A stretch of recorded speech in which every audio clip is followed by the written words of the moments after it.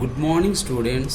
This class is degree second year, fourth semester, real analysis, third unit, limits and continuities class.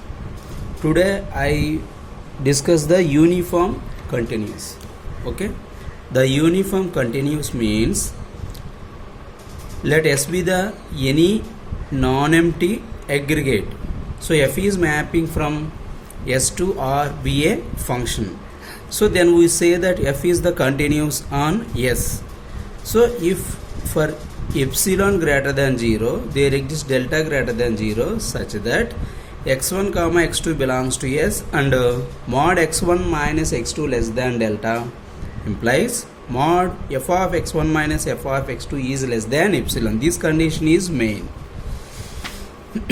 So uniformly continuous అంటే ఏంటంటే ఏదైనా ఒక non empty subset yes అనే ఒక non empty subset yes అనే ఒక non empty subset అనేది మనం తీసుకొని ఈ ఎస్ అనే నాన్ ఎంప్టీ సబ్సెట్ మీద ఎఫ్ని యూనిఫామ్లీ కంటిన్యూస్ ఆన్ ఎస్ అని చెప్పేసి చెప్పాలి అంటే కనుక ఈ కండిషన్ మెయిన్. ఇది ఎస్లో ఉన్న ప్రతి టూ ఎలిమెంట్స్కి మధ్య ఎస్లో ఎన్నైతే ఎలిమెంట్స్ ఉంటాయో ఆ elements any two elements so x1 comma x2 belongs to S ఈ టూ ఎలిమెంట్స్కి మధ్య ఏ కండిషన్ ప్రూవ్ అవ్వాలంటే mod f of x1 minus f of x2 is less than epsilon.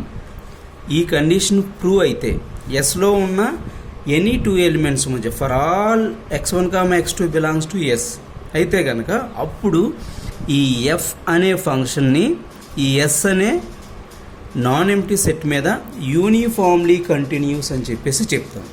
Okay, yes అనే ఒక నాన్ ఎంప్టీ సబ్సెట్ని తీసుకొని ఈ ఎస్ అనే నాన్ ఎంప్టీ సబ్సెట్ మీద ఎఫ్ అనే ఫంక్షన్ని డిఫైన్ చేసి దీన్ని యూనిఫామ్లీ కంటిన్యూస్ చెప్పాలంటే మెయిన్ ఈ కండిషన్ అనేది ప్రూవ్ అవ్వాలి.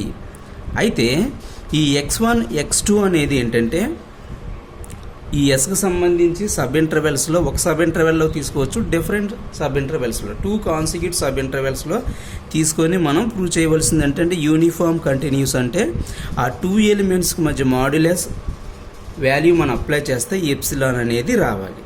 సో దీన్ని మనం యూనిఫామ్ కంటిన్యూస్ అని చెప్పేసి చెప్తాం. యూనిఫామ్ కంటిన్యూస్ ఆన్ ఎస్ అనేసరికి ఎస్లో ఉన్న ప్రతి ఎలిమెంట్ దగ్గర మనం చెక్ చేసుకుంటూ వెళ్తాం. ఈ కంటిన్యూటీ ఎఫ్ అనేది కంటిన్యూటీ అనేది ఎస్లో ఉన్న ప్రతి ఎలిమెంట్ దగ్గర మనం చెక్ చేసుకుంటూ వెళ్తాం. దాన్ని మనం యూనిఫామ్ కంటిన్యూస్ అని చెప్పి చెప్తాం. యూనిఫామ్ కంటిన్యూస్ డెఫినేషన్ అనేసరికి మనకి ఇది గుర్తు రావాలి. సో మనం తీసుకున్న ఎప్సిలాన్కి రిలేటెడ్గా ఒక డెల్టా అనేది ఎగ్జిస్ట్ అవ్వాలి. సో ఈ డెల్టా అనేది ఎగ్జిస్ట్ అయిన తర్వాత ఈ ఎస్లో ఏ టూ ఎలిమెంట్స్ అయినా x1 x2 అనేది ఇక్కడ తీసుకున్నాం, ఏ టూ ఎలిమెంట్స్ని మనం తీసుకున్నా సరే మాడ్యులస్ వాల్యూ అప్లై చేస్తే లెస్ దాన్ ఎప్సిలాన్ రావాలి. సో ఇది uniform continuous.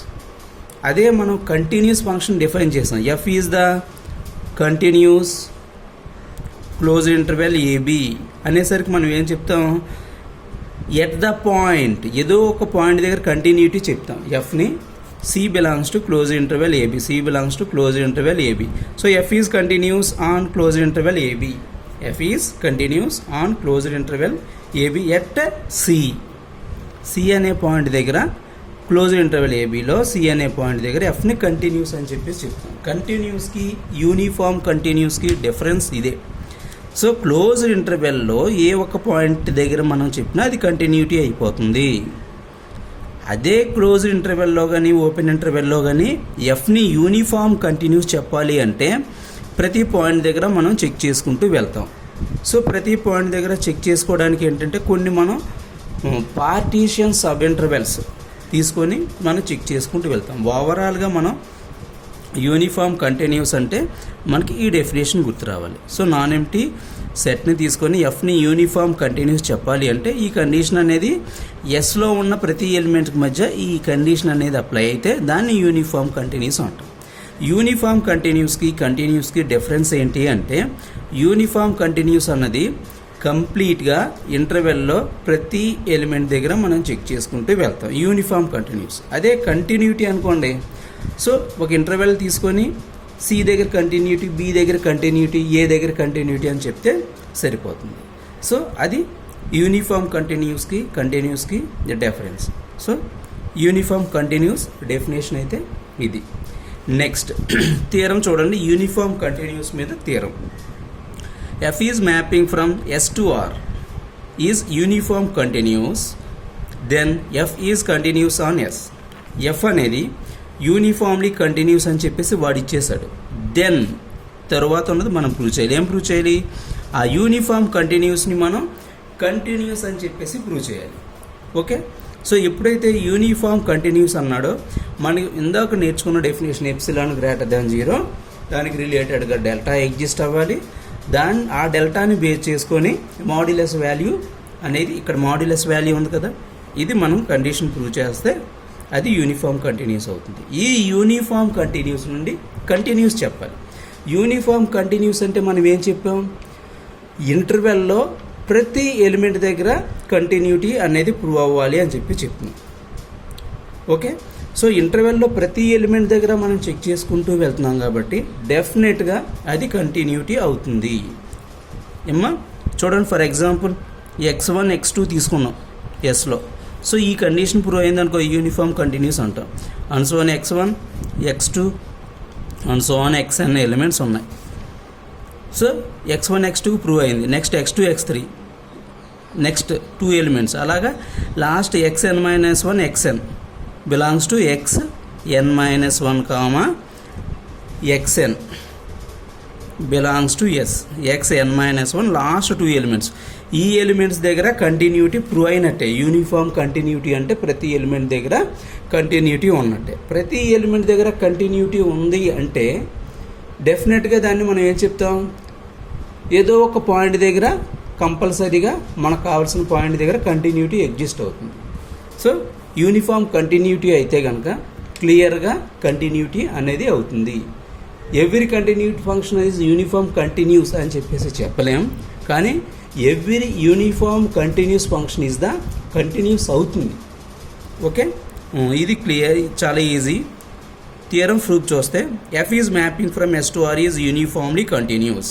So uniformly continuous అన్నాం కాబట్టి యూనిఫామ్లీ కంటిన్యూస్ డెఫినేషన్ రాసాం ఇక్కడ.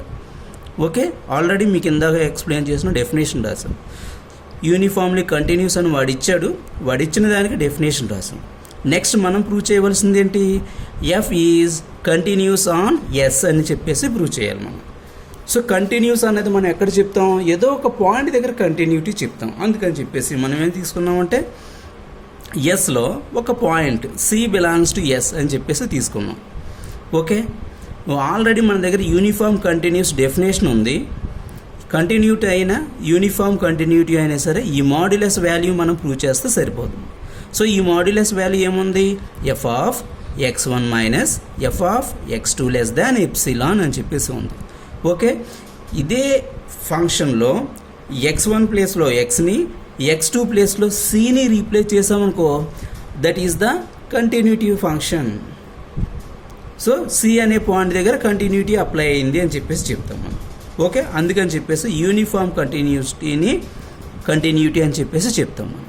Okay, let x1 is equal to, let us take in x1 is equal to x and x2 is equal to 2. So these two values are substituting from equation 1 in equation 1. So equation 1లో substitute చేస్తే ఏమవుతుంది? Epsilon greater than 0, there exist delta greater than 0 such that mod x minus c less than delta implies mod x minus f of x minus f of c is less than epsilon. So it is clear that continuity definition. So f is the continuity at the point c. c అనే point దగ్గర అంటే ఈ point దగ్గర x minus c is less than delta. ఎప్పుడైతే అయిందో f of x minus f of c value ఏమవుతుందంటే మనం choose చేసుకున్న ఎప్సిలాన్ కన్నా తక్కువగా ఉంటుంది. F of x minus f of C value. So continuity అంటే ప్రూవ్ చేయవలసింది ఇదే. సి అనే పాయింట్ దగ్గర ఎఫ్ని కంటిన్యూటీ అని చెప్పాం. F is